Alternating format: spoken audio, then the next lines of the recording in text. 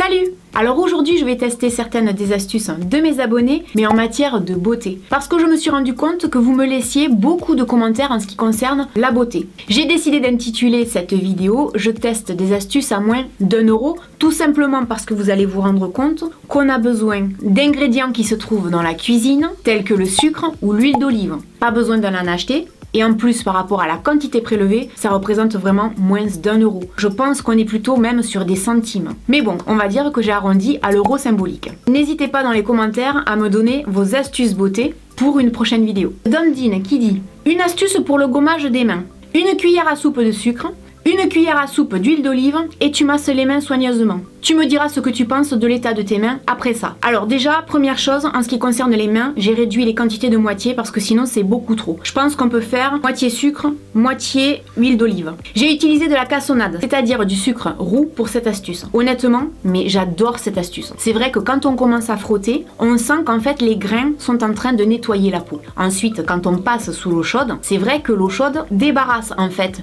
les mains du sucre et conserve l'huile d'olive sur les mains. Et j'avoue qu'ensuite, quand on continue de se frotter les mains, on a cette sensation de l'huile d'olive qui pénètre dans la peau qui est juste fabuleuse. Ensuite, j'ai utilisé donc un petit peu de savon, j'ai fini de rincer. Les mains sont d'une douceur incomparable. Mais vraiment, c'est un truc de dingue. Et ça dure quand même très longtemps. Donc oui, je valide cette astuce à 10 milliards de %. Je suis vraiment super fan quoi. De toute façon, l'huile d'olive, ou même les huiles végétales en général, ce sont des produits que je plébiscite régulièrement. Donc évidemment que je ne peux que valider des astuces comme celle-là.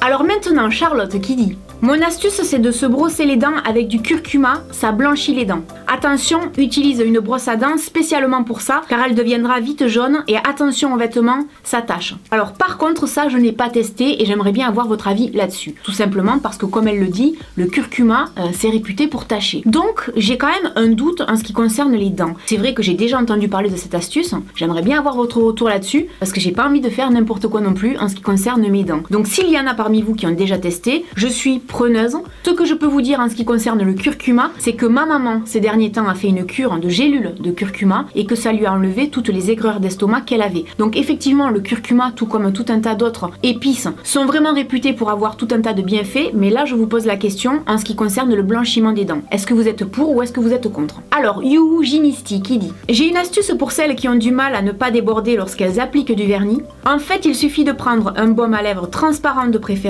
et de l'appliquer sur la peau autour de l'ongle. Comme ça tu peux facilement retirer le vernis puisque c'est une matière grasse. » Alors effectivement cette astuce m'a beaucoup interpellée. J'ai pris un baume à lèvres de chez Kiko. Malheureusement moi tous mes baumes à lèvres sont des baumes à lèvres qui sont teintés. Donc ce que j'ai fait c'est que quand j'en ai mis autour de mon ongle, j'ai de suite essuyé pour ne pas laisser une trace un peu mauve autour de l'ongle. Effectivement oui ça fonctionne, ça permet de l'enlever plus facilement sans faire de traces. Moi quand je déborde je le fais avec un ongle. Je sais qu'il y a beaucoup de gens qui ne le font pas comme ça, chacun ses astuces. Et c'est vrai que contrairement à d'habitude, ça m'a pas fait une légère trace sur la peau, ça l'a tout simplement enlevé sans laisser de traces parce que effectivement la matière grasse permet de retirer plus facilement le vernis. Mais c'est vrai que c'est une astuce qui fonctionne vraiment très bien. Je te remercie et je valide carrément cette astuce. Sarah simplement qui dit « Au lieu de se ruiner avec des fards pour les sourcils, on peut utiliser un fard à paupières de la couleur de nos sourcils qu'on n'utilise pas. » Alors effectivement, c'est vrai que moi j'ai des palettes chez moi dont je ne me sers pas, dont par exemple cette fameuse palette de The Balm. C'est vrai que j'ai testé, c'est vrai que c'est une astuce qui fonctionne. On connaît tous donc les astuces des fards pour personnaliser des vernis ou pour se faire du rouge à lèvres. C'est vrai que ça fonctionne aussi. Alors c'est vrai que pour me maquiller, personnellement je préfère utiliser des mascaras pour les sourcils. Et j'avoue que comme je me sers pas de cette palette, je pense que je vais utiliser cette astuce pour me faire les sourcils quand j'aurai plus de mascara.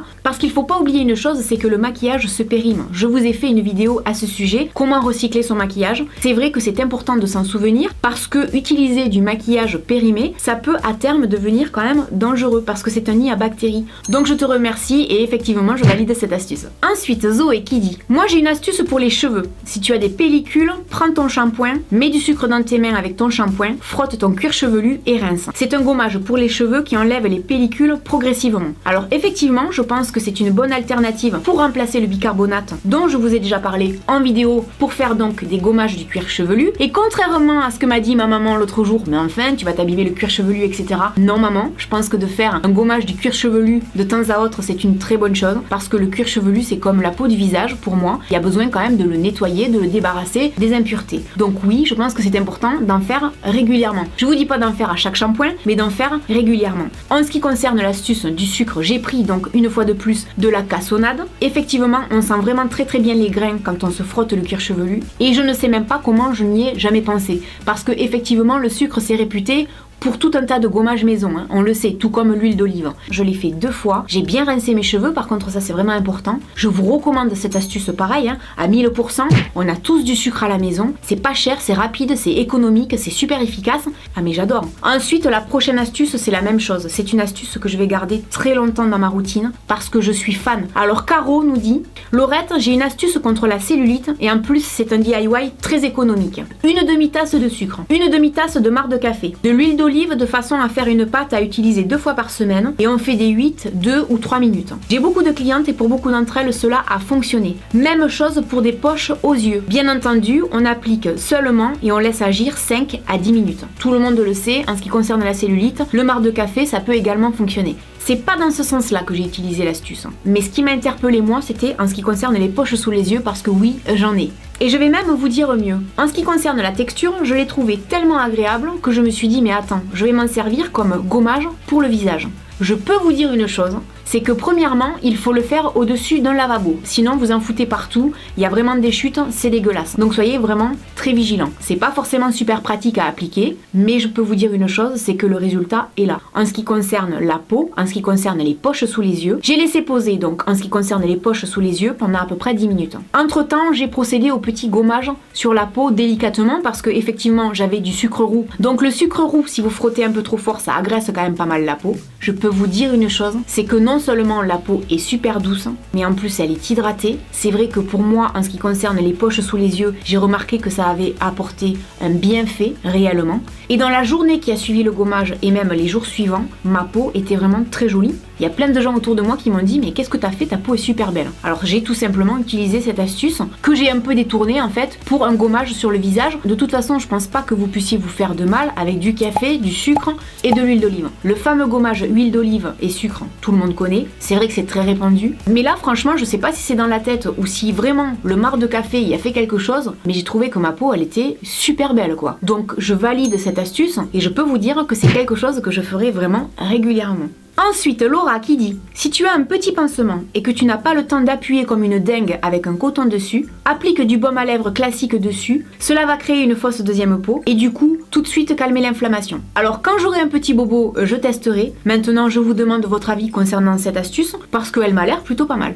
Ensuite, Eve Lems qui dit, je sais pas si ça se dit comme ça, pour faire un gommage à lèvres, mélangez une cuillère à café de sirop de citron ou de grenadine avec du sucre et pour les lèvres gercées, ça enlève les peaux mortes. En plus, ça peut se manger. Alors je n'ai pas chez moi de sirop de citron ou de grenadine, du coup j'ai pris du pulco. Je pense qu'on peut réduire les doses de moitié parce que sinon il en reste quand même pas mal. C'est vrai que c'est super doux pour les lèvres, ça revient un peu au masque dont je vous parlais précédemment. C'est vrai que ça peut se manger, le goût est super agréable, après personnellement je ne le ferai pas, donc oui je valide cette astuce avec du sucre. C'est pour ça qu'en intro je vous parlais de sucre et d'huile d'olive, parce que c'est vraiment les ingrédients qui reviennent le plus souvent. Ensuite j'ai reçu via la messagerie privée d'Instagram un message d'une abonnée qui me suit depuis le tout début de ma chaîne et que j'embrasse d'ailleurs. Il s'agit de la Francesca Pepita qui me dit « Je viens de découvrir une application gratuite pour smartphone. Il s'agit de Clean Beauty. Cette appli te permet de voir si tes produits de beauté contiennent des nocivités ou agents dangereux pour la santé. C'est simple, il suffit de prendre en photo la liste des ingrédients de ton make-up ou produit et l'application analyse la compo.